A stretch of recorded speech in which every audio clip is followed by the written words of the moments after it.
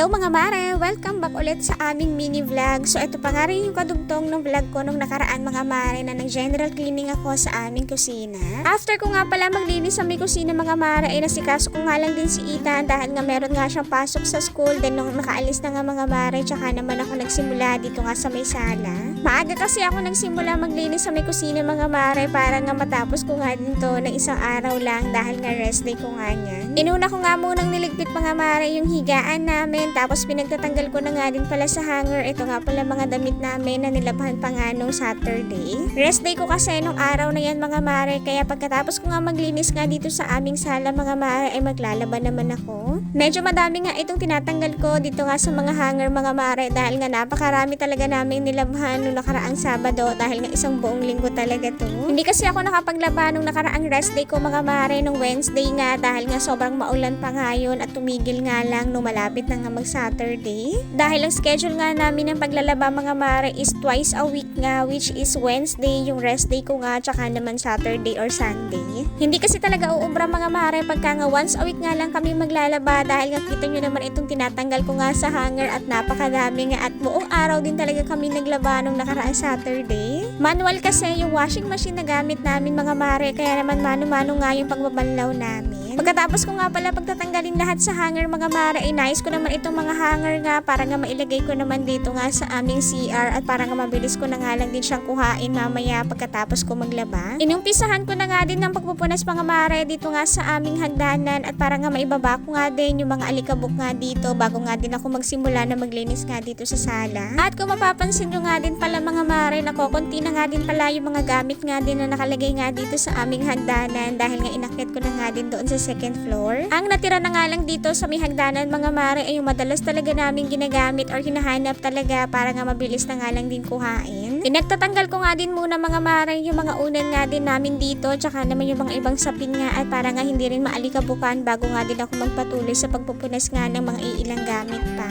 At kung mapapansin nyo nga mga mare na meron nga pala isang table dito sa may hagdanan dahil nga dito ko nga pala inilalagay yung mga madalas talaga namin ginagamit kagaya na lamang ng alcohol, ng mga pabango, tsaka naman mga efficacent oil mga mare at hindi ko talaga nilalagay na nga dito sa may sala dahil nga wala na nga din pwesto. Dito kasi kami natutulog sa may sala mga mare at para nga hindi rin ako masyadong mahirapan magligpit pagkagising namin ng umaga dahil nga alam nyo naman to si Ethan mga mare pagka nga marami masyadong nakikitang gamit na ko ikinakalat nga na yan bago pa matulog. Anyways mga mare, pinanasan ko nga pala yung 3 layer pa ng hagdanan tsaka naman dito nga sa may bandang altar namin ay pinanasan ko din pero hindi ko na nga din nakuhaan ng video. Dahil nagmamadali din talaga ako maglinis yun mga mare dahil nga maglalaba pa nga ako at maya nga lang din ay darating na nga ulit si Ethan dahil nga 2 hours nga lang yung pasok niya. Binago ko nga lang din ang pwesto mga mare. Ito nga pala paglalagay ko nga ng mga unan namin dito nga sa may hagdanan tapos ito namang maliit na table ay nilipat ko naman dito sa pinaka first layer ng hagdanan. Pinanasan ko na nga din pala itong study table ni Ethan mga mare dahil nga ililipat ko nga din ito ng pwesto doon nga sa mailalim nga ng hagdanan dahil nga yung mga nakalagay nga doon sa ilalim ng hagdanan mga mare ay inakyat ko na nga din sa second floor para nga makapagbawas-bawas din tayo ng gamit dito sa baba. Isusunod ko na din kasi mga mare mamayang hapon nga yung paglilinis nga din doon sa may second floor at para nga maging functional nga din yun at maayos nga din yung gamit. Kailangan ko din kasi talaga munang ayusin mga mare yung second floor nga bago nga ulit ibamigay yung mga declutter ko nga doon dahil nga hindi ko na nga din mahanap kung saan ko nga nilagay. Sa dami kasi ng gamit doon sa second floor mga mare at sobrang napabayaan ko na din talaga at hindi na din talaga ako masyadong nakakapaglinis at nakakapag-ayos nga din ng mga gamit doon ay panisiksik na nga lang din ako kung saan nga pwede isiksik pa. Ang hirap din kasi talaga mga mare pagka nga hindi mo din talaga sariling bahay yung tinitirahan mo dahil nga sobrang limited lang din talaga yung galaw mo at syempre sobrang limited lang din talaga yung pwede mong gawin. Anyways mga mare, ganito nga pala yung gagawin ko dito. Bali ito nga palang sofa bed yung ilalagay ko nga dito sa may gilid tapos itong study table ni Ethan mga mare dito naman sa kabilang side. At naipost ko na nga din yung picture nga nitong sofa bed cover namin nakaraan mga mare dahil nga sobrang ganda talaga niya tapos sobrang stretchable pa niya kaya pwede talaga siya sa mga kahit anong klaseng sofa bed. And finally mga mare, ayan nakatapos na nga din pala ako sa paglilinis nga ng aming munting bahay at sana lang talaga mga mare na ganito nga palagi yung itsura nga ng aming munting bahay. At medyo umaliwalas nga din dito nga sa aming sala mga mare dahil nga nagbawas na nga din ako ng mga iilang gamit dito. Kung bet nyo nga rin yung mga gamit nga na nakikita nyo nga dito sa aming munting bahay mga mare na kung mag-comment lang kayo. See you on my next vlog!